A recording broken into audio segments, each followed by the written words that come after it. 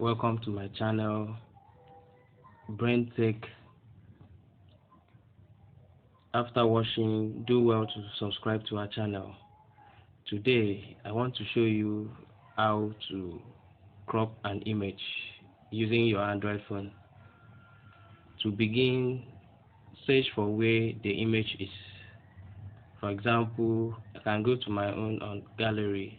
I open and find the image. Look at the right hand side of your screen. You see three dotted lines. You click on it. You see crop. You click on the crop and you use your pointer to draw it down to your preferred size. Like this is my size. I wish it to be. For example, I've drawn it down. Then I go to the bottom to draw this other one so it can be coordinated. After that, you look at the left side of your screen. You see save. You click save. Now your picture is ready to use.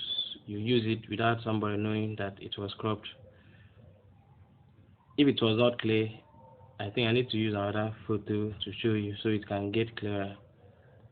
Like this other one. Let's look for a photo to use.